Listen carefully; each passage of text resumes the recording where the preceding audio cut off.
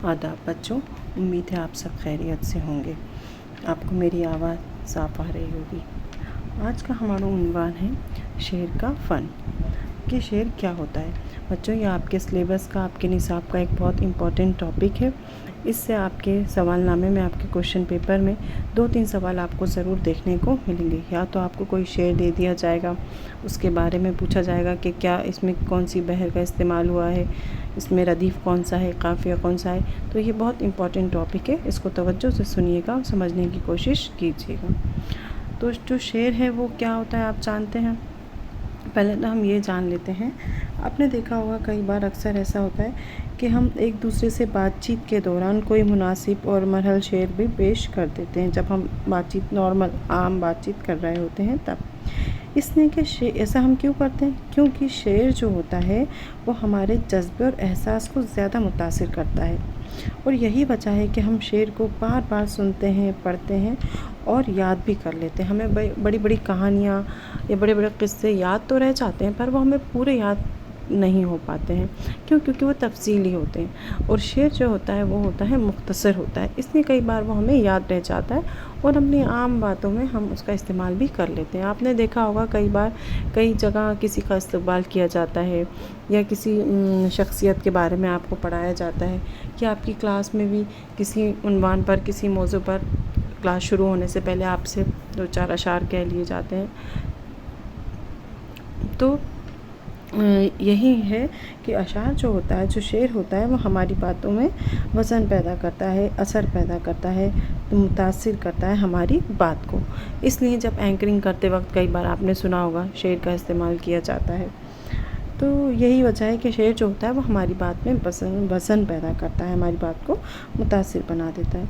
अब हम ये देखेंगे कि क्या शेर में और नस्र में फ़र्क होता है क्या। आप मुझे बताएं। फ़र्क तो होता है ना। नस्र है जो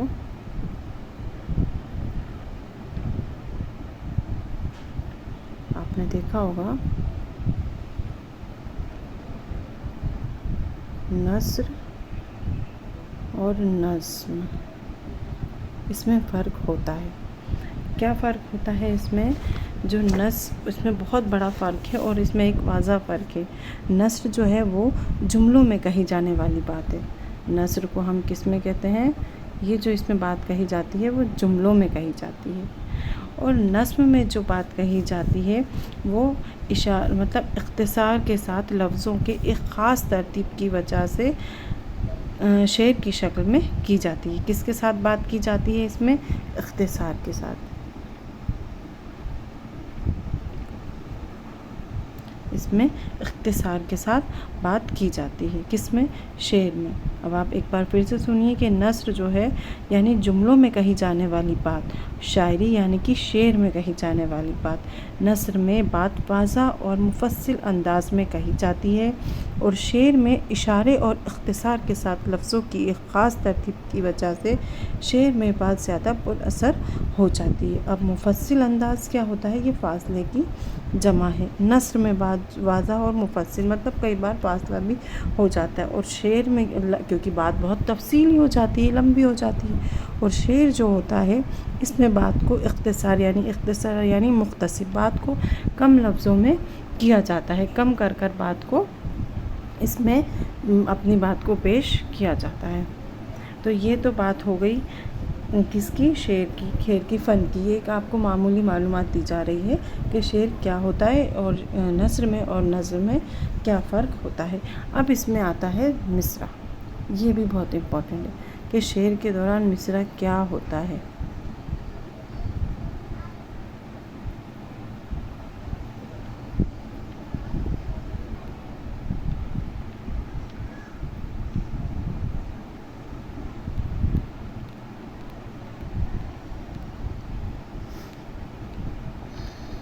आप देखें कि मिसरा क्या होता है, आप जानते होंगे।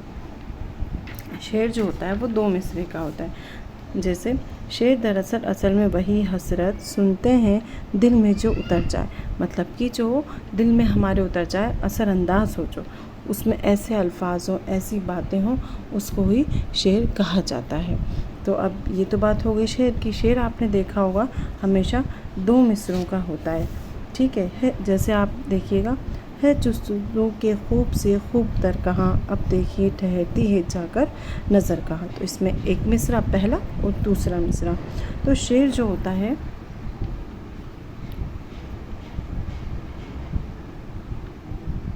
اس میں مصرع کی بات کرتے ہیں. اس میں کتنے مصرع ہوتے ہیں؟ 2. ٹھیک ہے. شعر کے 2 حصے ہوتے ہیں. ہر حصہ مصرع کہلاتا ہے. پہلا مصرعے کو مصرع اول کہتے ہیں، جو پہلا مصرع ہے، پہلی لائن ہے. اور جو دوسرا مصرع ہے اس کو مصرع ثانی کہتے ہیں. مصرع اول اور مصرع ثانی یہ ہوتا ہے. اس میں 2 ہوتے ہیں.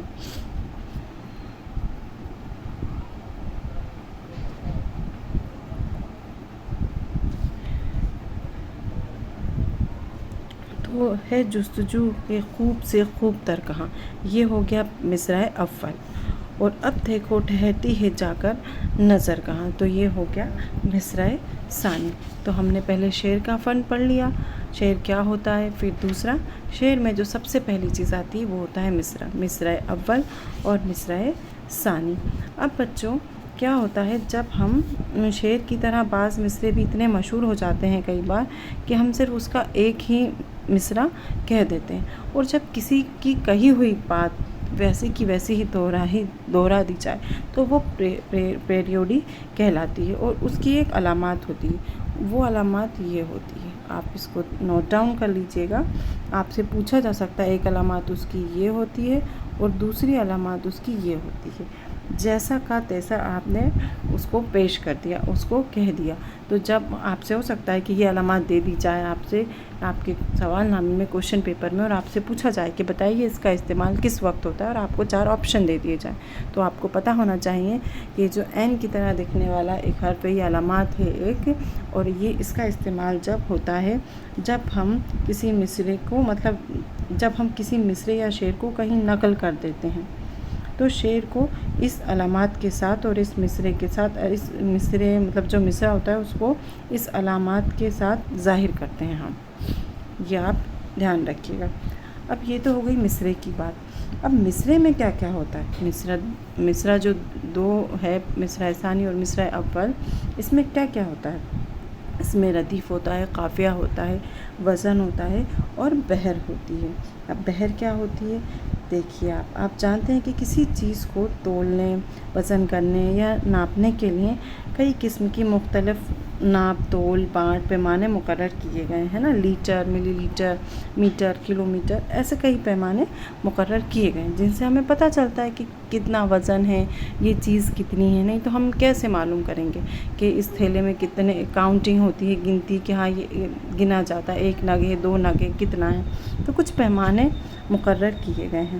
تو ویسے ہی شعر کے وزن کو، شاعری کے وزن کو دیکھنے کے لیے، ناپنے کے لیے کیا کیا گیا ہے؟ ایک پیمانہ مقرر کیا گیا ہے.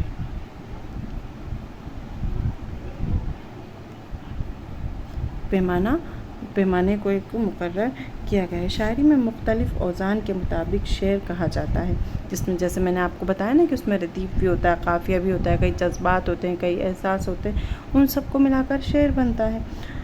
تو جب یہ ساری چیزیں ملا کر شعر بنتا ہے، اس کے وزن کو پرکھا جاتا ہے. وزن ہی ایک ایسا پیمانہ ہے جو شعر کو نثر سے مختلف بنا دیتا ہے. ہم نہیں تو جب چیزوں میں فرق نہیں ہوتا دونوں میں، تو ہمیں کیسے پتہ چلتا کہ یہ شعر ہے اور یہ نثر کا حصہ ہے؟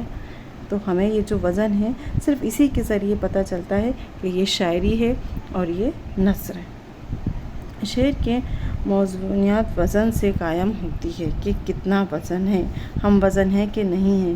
اس لیے شعر کے لیے وزن کی پابندی لازمی قرار دی گئی ہے. وزن کی پابندی یعنی کہ موزونیت سے شعر میں نغمگی، لے اور آہنگ پیدا ہوتا ہے. مختلف اوزان کو جب ہم قافیے کی پابندی کے ساتھ استعمال کرتے ہیں تو اسے ہم کیا کہنے لگتے ہیں؟ اسی کو ہم بہر کہنے لگتے ہیں.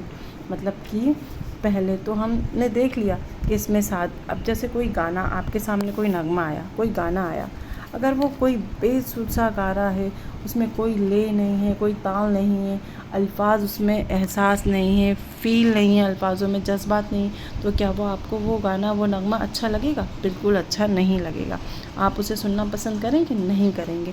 ہم گانے سننا، غزلیں سننا کیوں پسند کرتے ہیں؟ کیونکہ اس میں نغمگی ہوتی ہے، اس میں سادگی ہوتی ہے، اس میں جو الفاظ ہوتے ہیں وہ اتنے مطلب کہتے ہیں شیرنی کی طرح ہوتے ہیں، جو ہمارے کانوں میں گھل جاتے ہیں، میٹھے الفاظ ہوتے ہیں، اس میں احساس ہوتے ہیں، جو کئی بار ہماری زندگی سے کے متعلق بھی ہوتے ہیں، اس لیے ہم انہیں اور بھی زیادہ سننا پسند کرتے ہیں، کیونکہ وہ ایک بحر میں لکھے جاتے ہیں، ان کا ایک وزن ہوتا ہے، اوپر کچھ کہا جا رہا ہے، نیچے کچھ کہا جا رہا ہے، کہیں کچھ کہا جا رہا ہے، تو آپ اسے بالکل بھی سننا پسند نہیں کریں گے۔ آپ کہیں گے ارے یہ تو بے سرا سا گانا ہے، کیونکہ اس کے لیرکس ہی اچھے نہیں ہوں گے، اس کے الفاظ اچھے نہیں ہوں گے، اس میں جذبات نہیں ہوں گے، اس میں احساس نہیں ہوگا، اس میں فیل نہیں ہوگا، تو آپ اس گانے کو، اس غزل کو بالکل پسند نہیں کریں گے۔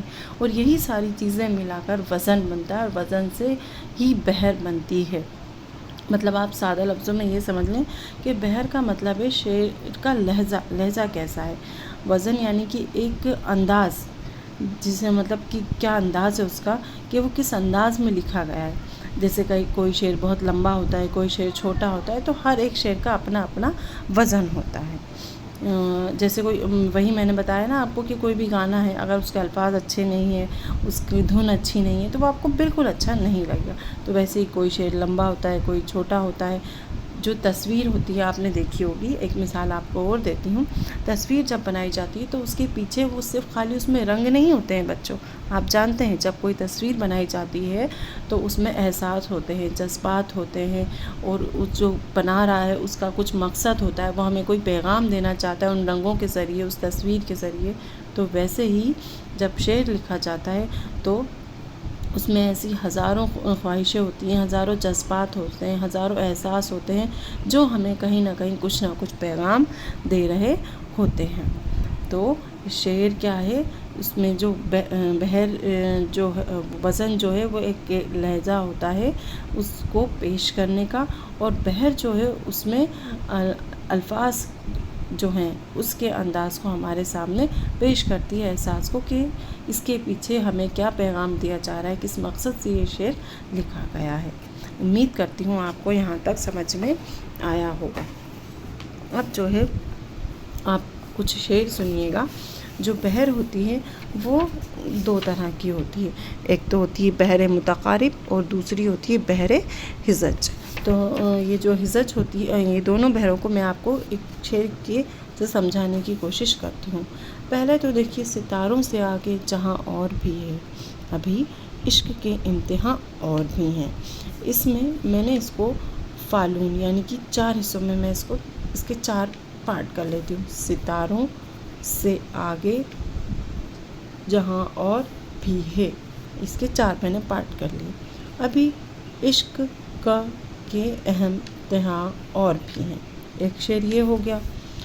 ہزاروں خواہشیں ایسی کہ ہر خواہش پہ دم نکلے، بہت نکلے میرے ارماں لیکن پھر بھی کم نکلے۔ اب اس میں شاعر کیا کہنا چاہ رہے ہیں کہ میری بہت ساری خواہشیں ہیں، اور میری کئی ساری خواہشیں پوری بھی ہوئی ہیں، پر کچھ خواہشوں کو پورا کرتے کرتے میری ایسی ہیں کہ دم ہی نکل جائے، اور پھر بھی وہ میری کچھ خواہشیں ادھوری ہی رہ گئی۔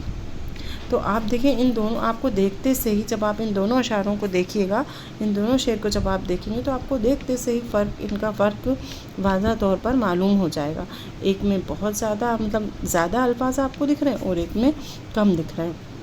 اب غور کیجئے گا کہ ان دونوں مثالوں میں شعر کے الفاظ کی جو تعداد ہے نا، وہ کہیں کم ہو رہی ہے اور کہیں زیادہ ہو رہی ہے۔ تو الفاظ کی اسی کمی بیشی کو ہم کیا کہتے ہیں، اسی سے اس کا وزن ظاہر ہوتا ہے، اور اسی سے بحر مقرر ہوتی ہے۔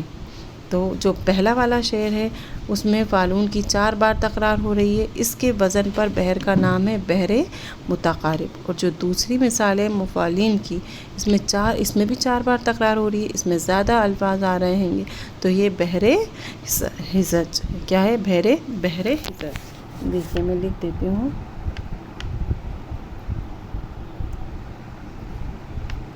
ایک ہوتا ہے بحر متقارب،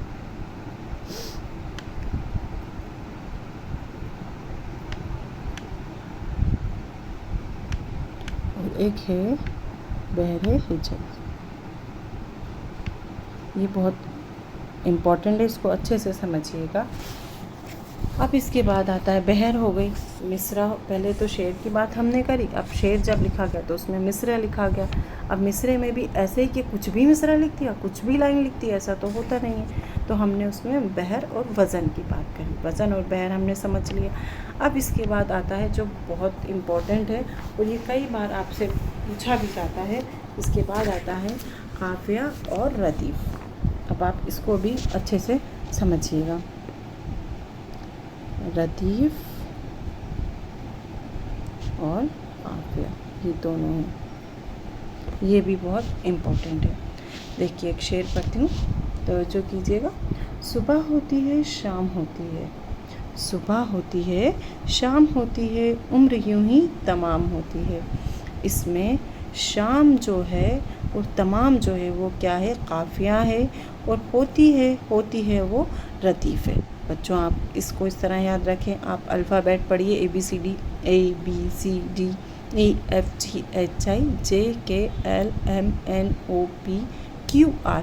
کیو آپ کا پہلے آ رہا ہے اور آر آپ کا بعد میں آ رہا ہے. تو جو قافیہ ہے وہ ردیف کے پہلے آتا ہے، ردیف سے پہلے آئے گا. جو پہلے والا الفاظ ہوگا، لفظ ہوگا، آپ یہ ایسے آپ ایک ٹرک بتا رہی ہوں میں آپ کو، صرف ٹرک کے طور پر، یاد رکھنے کے طور پر، کہ کیو پہلے آتا ہے الفابیٹس میں تو قافیہ پہلے آتا ہے، اور ردیف کیو کے بعد آتا ہے تو آر جو ہے، آر سے آپ ردیف کو ڈینوٹ کر لیں تو ردیف بعد میں آتا ہے.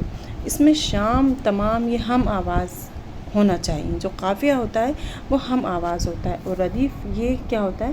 ہمیشہ شعر کے آخر میں آتا ہے اور ایک جیسا ہی ہوتا ہے. جیسے ہوتی ہے یہ ایک جیسا ہے، الگ الگ نہیں ہے. تو یہ کیا ہو گیا؟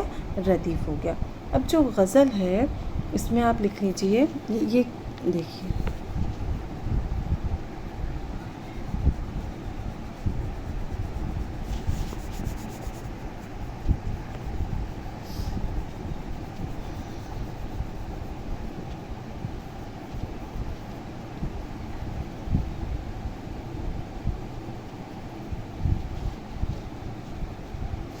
جو غزل ہے وہ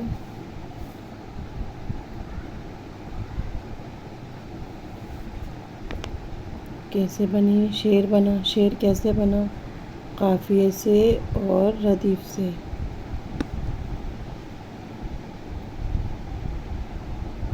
اس سے کیا بنتا ہے؟ شعر بنتا ہے یہاں پہ غزل میں. ٹھیک ہے.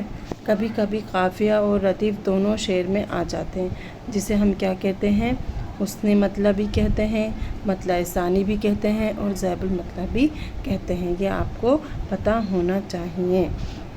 کیا کبھی کبھی قافیہ اور ردیف دونوں شعر میں آ جاتے ہیں، اسے آپ کیا کہیں گے؟ حسن مطلع، مطلع ثانی اور ذیل المطلب. قافیہ اور ردیف جو ہے ان کی تعداد تقریباً آپ مان لیجئے 39 ہوتی ہے، اور ان سب سے ہی مل کر کیا بنتا ہے؟ بحر بنتی ہے، وزن بنتا ہے. قافیہ، ردیف، بحر یہ ہی ملا کر کیا بناتے ہیں؟ وزن بناتے ہیں شعر کا. اور غزل کا جو آخری شعر ہوتا ہے وہ کیا کہلاتا ہے؟ آپ جانتے ہوں گے.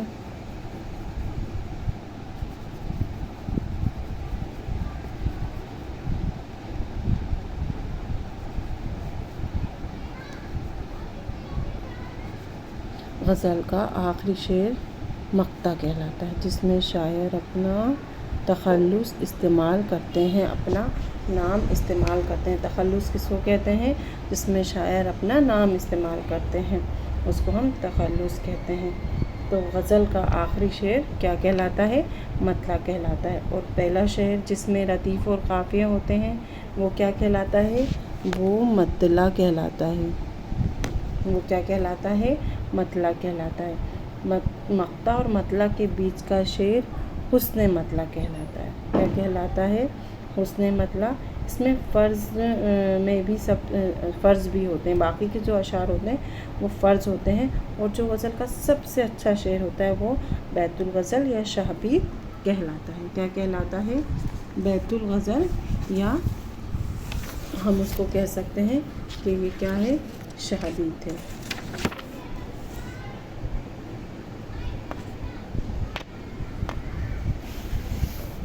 اس میں آپ کو کیا یاد رکھنا ہے کہ جو وزن ہے وہ شعر کے لیے لازمی جز ہے۔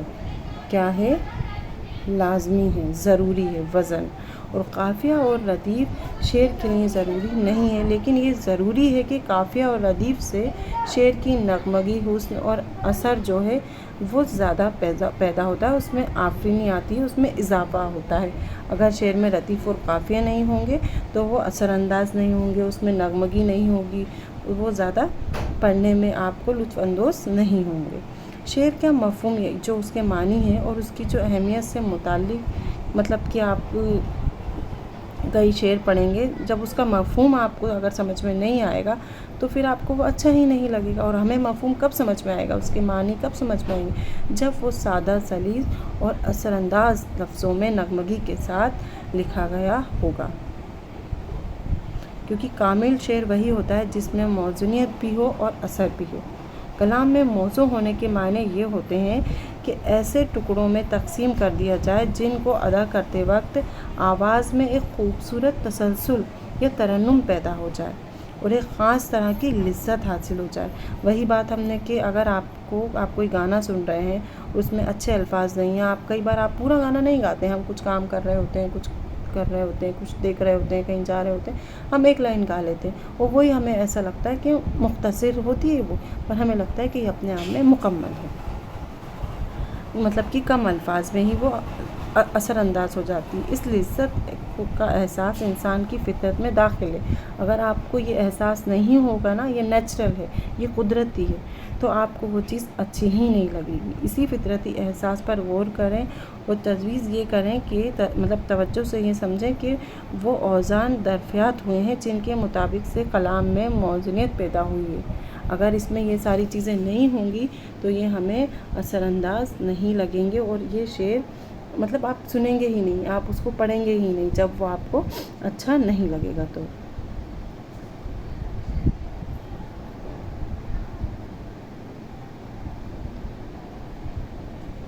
بچوں، امید کرتی ہوں آج کی کلاس آپ کے لیے کارآمد ثابت ہوگی، آپ کو سمجھ میں آئی ہوگی، اور آگے بھی ہم اسی طرح آپ کے سلیبس میں جو امپورٹنٹ ٹاپک ہیں ان کو لے کر آتے رہیں گے۔ کل کی کلاس میں آج ہم نے شعر کا فن دیکھا، کل کی کلاس میں ہم شعر کی حیتیں دیکھیں۔